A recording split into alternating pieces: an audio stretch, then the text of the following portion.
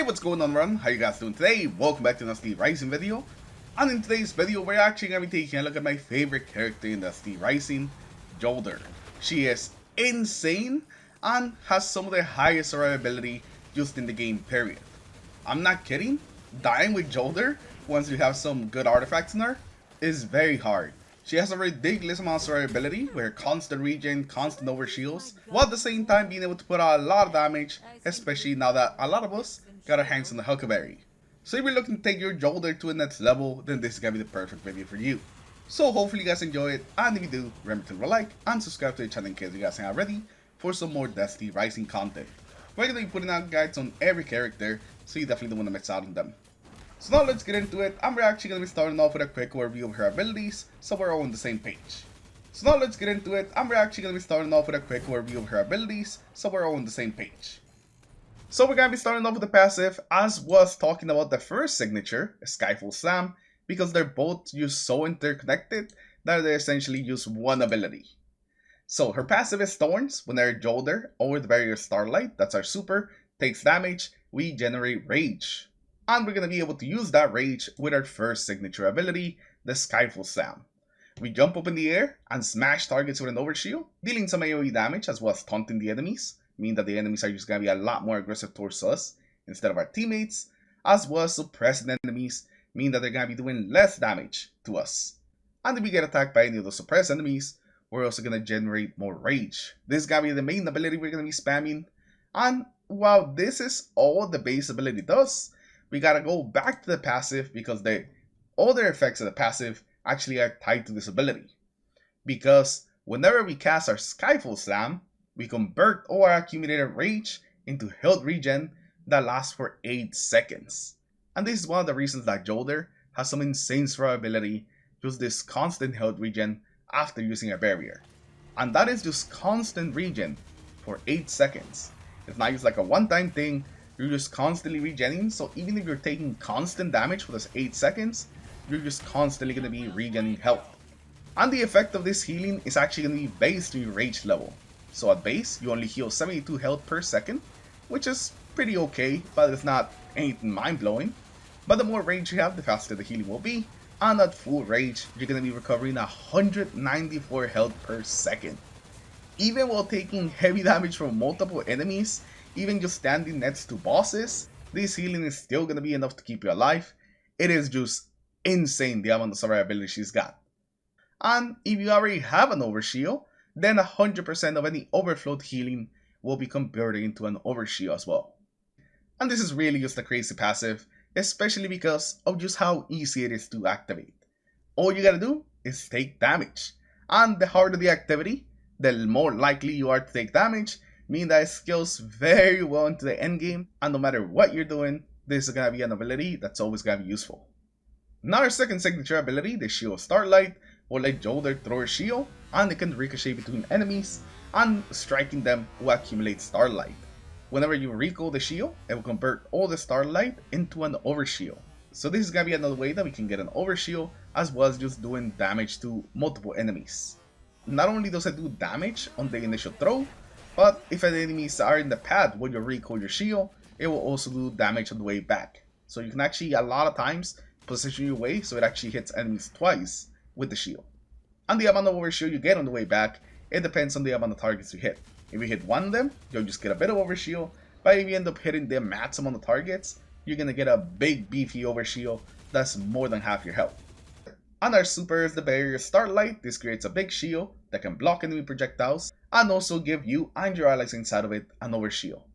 And you can use this both defensively and offensively. You can put it right above some dead teammates and revive them very safely, and then you can shoot out of the bubble, basically being able to kill enemies without putting yourself in harm's way. And one thing the super doesn't mention, but it actually does, is that while you're inside of it, you do not have to reload your primary weapon. So you can just hold on the trigger, and you will just continuously fire your SMG, which is going to give Jolder a crazy amount of damage that you can just put out from your bubble in a very safe place.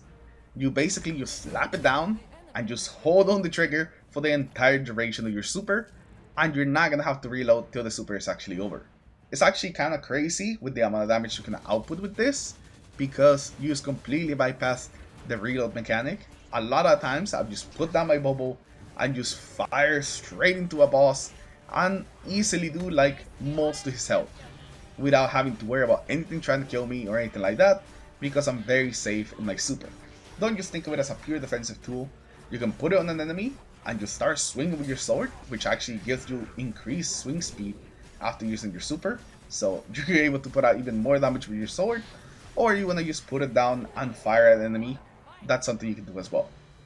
Now our first relic trait will make it so our Skyfall Slam actually recharges our signature abilities based on the amount of rage spent. So if you have full rage whenever we use our super, it's gonna give 50% charge to all our abilities. So you may upgrade, you usually don't need your abilities when you're inside your super, unless you're planning on just immediately leaving it. So this is not something I find to be useful all the time. But the next one is a very good one because it's Shared Hatred. Rage accumulates 50% more efficiently for each surviving ally, excluding Jolder herself. And this is amazing. Just as long as you have some allies, you're going to be regenning your rage more effectively, so it's just going to be even better in things like raids. And the final upgrade is the Right to Struggle. Skyfall Slam gains immunity to silence, and casting it grants you the control immunity effect for 3 seconds. This is just a crazy upgrade because the only downside of your Skyfall Slam was whenever you got silence and you couldn't actually use abilities. But with this upgrade making you immune to that, it means that you never get caught off guard, meaning that you're always going to have that regen ready to go whenever you need it, increasing your survivability even more. And on top of that, now it's also going to remove debuffs, just making you even stronger. And lastly, we have the Weapon Mastery. When Jolder or the Barrier Starlight is attacked, we gain 1 stack of Retribution that lasts for 10 seconds. And Retribution essentially just gives you extra damage on your weapons, whether it's your sword, your SMG, you're just going to be doing an additional instance of void damage whenever you have Retribution. And because it procs so easily, just like with our passive, just by taking damage or super taking damage, this is something that we're constantly going to have on, and we're constantly going to be taking advantage of. And the upgrades are going to increase the amount of Retribution stacks that you can have, up to a number of 10 when you fully max it out. So Jolder's abilities are all about getting overshields, constantly heal, and getting some free damage for your weapons, used for getting hit. If you hit her, you're going to get hit harder back. Now for the exotic weapon you want to run on her, I 100% would recommend the Huckberry. The Huckberry is just such a good weapon, and it works even better with Jolder. It has some insane damage buffs built in with Reincarnation, meaning that every time that you get final blows with the weapon, you get a 15% damage increase, and this can stack up to 6 times, which allows this thing to just go around just melting enemies. And also because of the exotic perk, it increases the rate of fire on the weapon, and whenever you get kills with this weapon, it also reloads a portion of the magazine. So it makes getting follow-up kills very easily, which is gonna make keeping up Reincarnation and the extra damage just much easier. So it's gonna be a very solid weapon that can stack up a bunch of damage buffs, and it's gonna work very well with Jolder. No matter the activity you're doing, I've taken Jolder into pretty much any activity available right now, and she always does great with Huckberry. And Ride the Bull also works perfectly with her super, because you do not need to reload in the super, means that you can just basically hold down the trigger with the Huckberry, have that super increased rate of fire, and use fire until your super actually runs out. You can just run through waves of enemies, put out lots of damage on bosses, all with just a primary weapon, without having to use your sword. It's a bit of a crazy interaction, but definitely one of my favorites, and it definitely makes me think that the Huckberry was just basically made for Jolder. And now let's talk about the mods that you should be running on your Jolder. Now for this very first one, I really like Resolute. This one will let you take 15% less damage from all sources within 15 meters.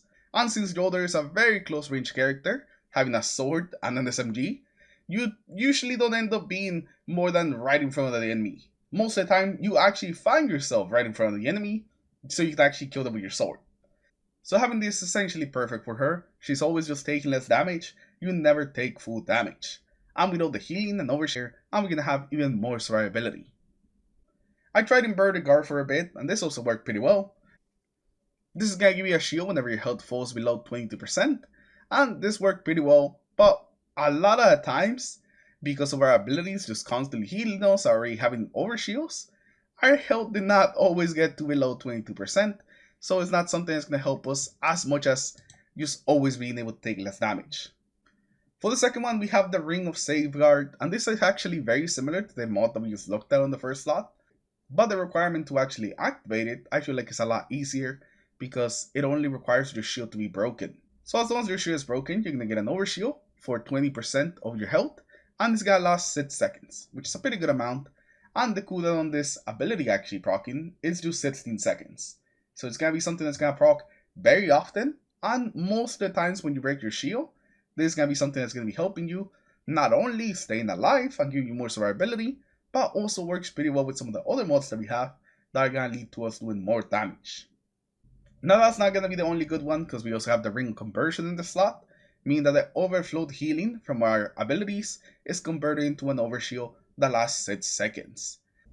This is going to be perfect synergy with Jolder because for us to be able to convert our excess healing into overshield, we do have to initially have an overshield, and there's a very easy way to actually do that. So this mod is going to let us kickstart our overshield with our healing, and then our passive takes over, which turns all our health into overshield. So this is also a very good one. For a third mod, I'm using a lot of Inverted Fury. This gives you a 13% damage boost whenever you're shielded, and since we're going to be shielded for a lot of time, this is just free damage for our weapons, our sword, our SMG, doesn't matter what we're on, we're just going to have increased damage. And because our super also gives our shield while we're in it, that means that we always have this damage buff going whenever we're trying to do some big damage against big enemies. So that's why I really like this one, it's just free damage, and who doesn't like free damage? And for the final one, Bellicose Planetesimal, I think is still just the best one that you can put here. Whenever you cast your signature abilities, it will give you a 13.5% damage boost. So again, just another damage increase for you simply using our abilities. And since our abilities have very short cooldowns, we can actually just get them out there very quickly. This is something that we're always going to be activating. And these artifacts together are going to give you more survivability, constant amounts of overshields, and also just increased weapon damage for any of your weapons. If you've been struggling to clear some of the harder content and you have Jolder, definitely give this build a try, and you're going to see how much easier it gets. The survivability just on its own is very valuable, but on top of that, all the damage buffs really take it to the next level. If you have the Huckleberry, that's even extra points, but even without it, you still should be putting out some pretty good damage. One thing that you always want to keep doing with Jolder is that first, you want to always start with a shield throw, since it doesn't require any rage, and also you want to kind of space out your abilities. You do your shield, catch it, get your overshield, and then when your overshield is broken, that's when you activate your other ability to activate your constant healing.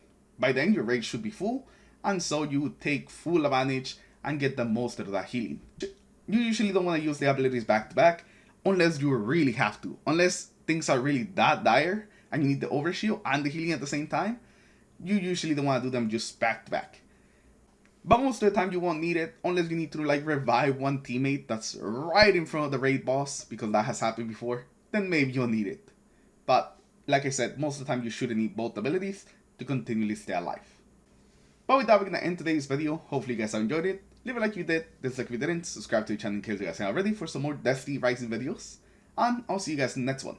Comment down below which Lightbearer should be next. I'm thinking of Tao, maybe Ningfei, since I haven't done an arc one, but let me know in the comments below. Peace.